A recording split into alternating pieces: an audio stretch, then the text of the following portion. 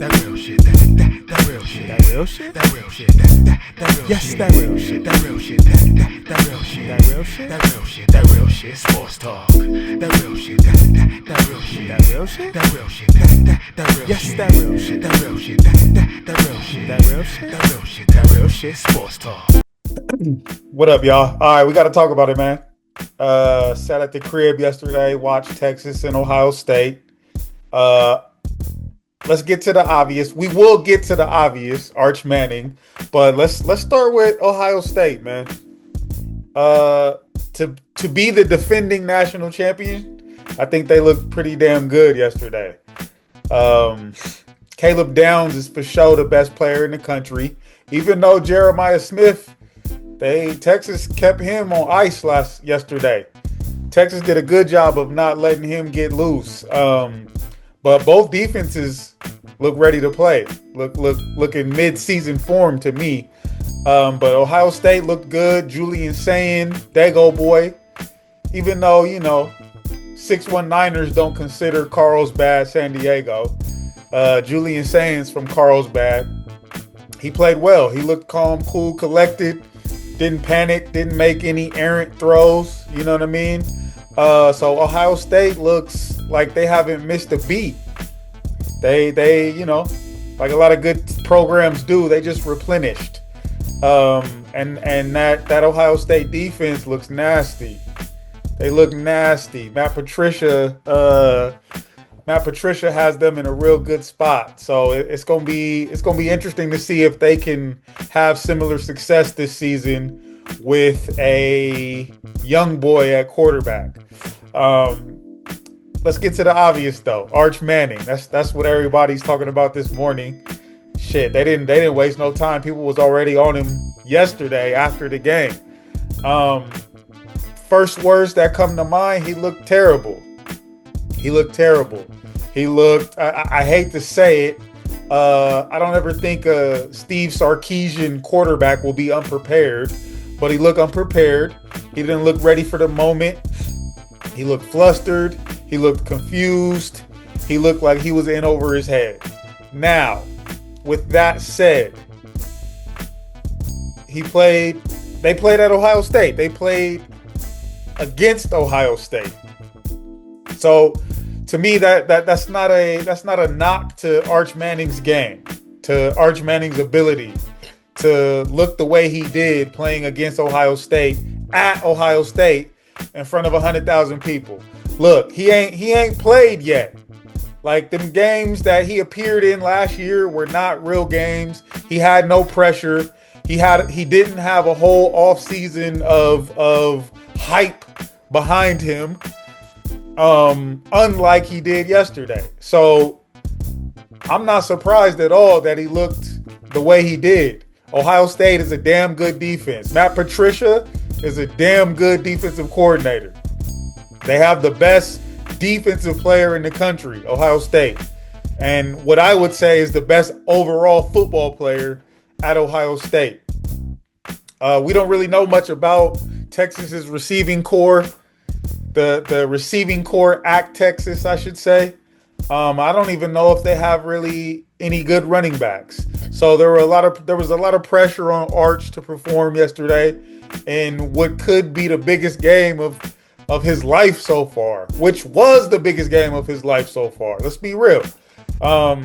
He did not look good at all. He made a couple good throws. He made like a comeback throw late in the game. That was a really nice ball, timed throw. The touchdown pass he threw, I think that was a fade ball in the back of the end zone. That was a good ball. But besides that, it didn't really look like he had a lot of help around him. His receivers didn't separate. His running backs didn't establish themselves as a threat in the game. So, what do y'all expect, man? What do y'all expect? I wasn't expecting greatness from him. I think that's a lot of the problems that we see nowadays is people believe the hype. People believe the hype. I said yesterday morning before the game even started, like, we don't know what he is. We don't know what he can be. He hasn't played at all. He hasn't played with any expectations yet. So again, to me, it's no surprise he looked ass. He looked ass. He's playing against a great defense. He's playing against a great coordinator. He's playing on the road with an offseason full of pressure. If I'm Arch Manning, I would have preferred to get that out of the way.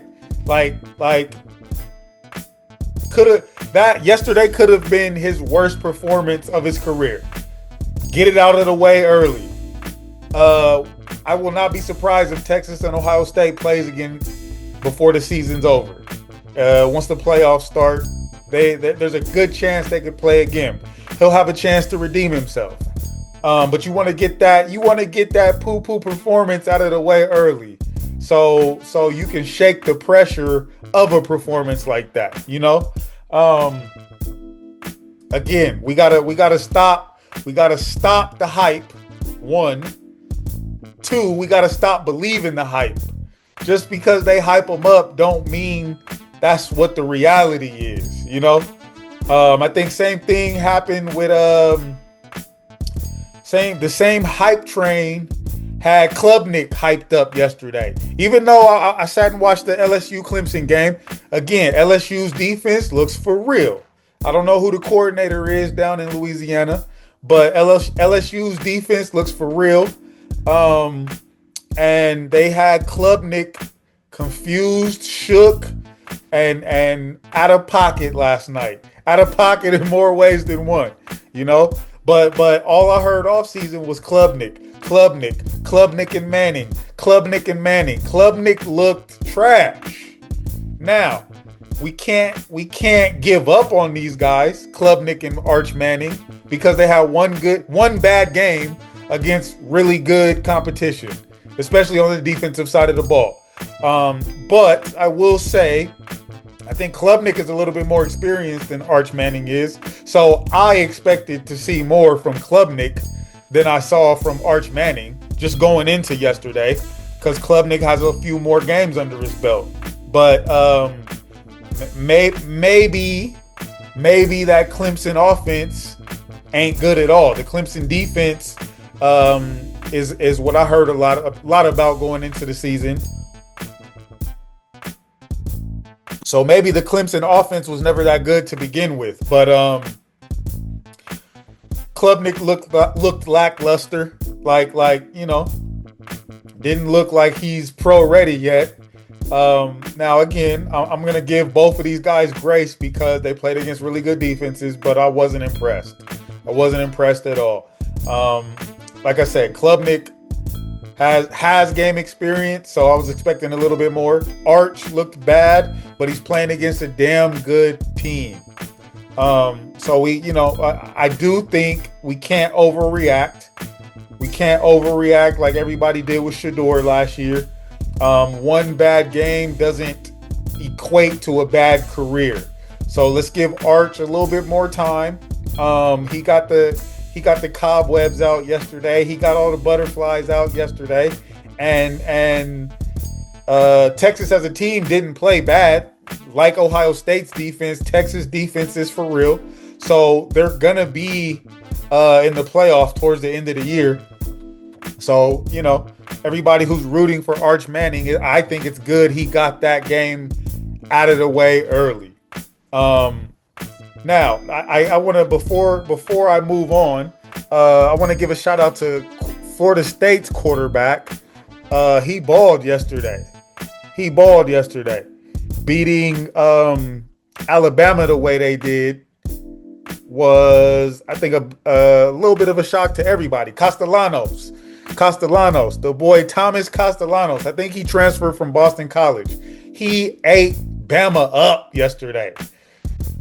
Traditional Alabama defenses are sound, disciplined, and don't miss a lot of assignments. Castellanos had them boys out of pocket yesterday. That zone read was eating their asses up.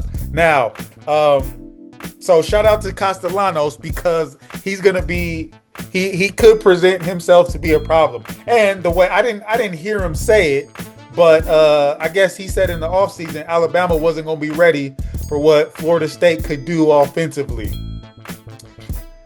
Provided some bulletin board material, but that bulletin board material turned out to be correct. So shout out to Castellanos because he was out there getting busy, throwing dimes, hit a few balls up the seam, up the sideline, downfield, couple crossing routes, couple deep balls, and like I said, every time he chose to tuck it, he was getting busy. Now, Castellanos, get down, boy. Get down. A few of them, you took a few hits you didn't need to take yesterday because you was trying to do a little too much. But shout out to y'all. Shout out to you for getting that win yesterday. Impressive to watch for sure. But more importantly, let's get on Kalen DeBoer real quick before I wrap this up, man. Listen, as an ex-Husky, I watched every game the season Kalen DeBoer and Penix took UW to the championship. I watched every game that season. DeBoer, you presented yourself as a pretty damn good coach up in Seattle, but you got greedy. Had you stayed at Washington, they would have loved you there. You would have turned yourself into a martyr because you brought the type of success to the program that Washington's been itching for a long time. You know, the recruiting you did, the way you used the transfer portal to get new guys into Seattle, and just the instant success that you brought to the program would have made you a martyr. You could have eclipsed Don James quick had you stayed, but you got greedy, boy. And now look at you. The way y'all got beat yesterday against Florida State ain't gonna fly in Tuscaloosa, man. It's not gonna fly. I think I saw something like the buyout, the Alabama buyout is like $70 million. They might put up the bread to get you out of there. They might put up that 70 to get you out of there just because you're proving to be a little in over your head in the SEC, in that region of the country. I would have loved to see you stay at Washington. It would have so far it would have worked out better for you.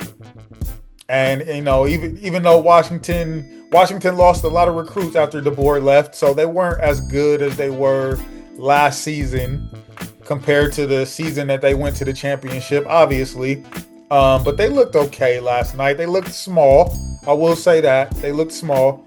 Huskies look small, but Kalen DeBoer, you better get the ship right quick down there at Alabama because they're gonna eat you up.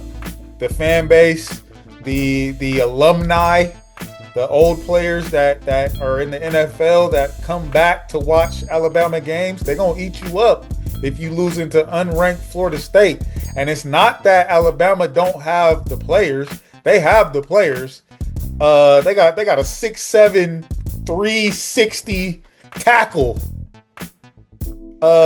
starting on the line at Alabama. They got the typical prototype defense at Alabama. So they got the guys, they got the Joes. We just don't know if they got the X's and O's. You know what I mean? And again, I think that could have to do with the fact that maybe the coaching is a little better in that part of the country. But Kalen DeBoer, you better get it right, man. Yes, you'll get another job if they let you go at Alabama, but you could have been king had you stayed on the West Coast. You could have been a martyr had you stayed at the University of Washington.